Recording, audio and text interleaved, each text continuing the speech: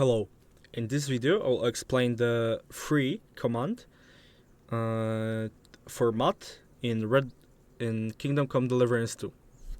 So the free command works kind of like heal, but the Matt will be following you but at a bigger distance and only come when he will find something or you will be in some trouble and he will help you fight. So to do this, first call your dog either by walking up to him or pressing X, and now he will come to you. Here you can hover over him, press behavior, and now free.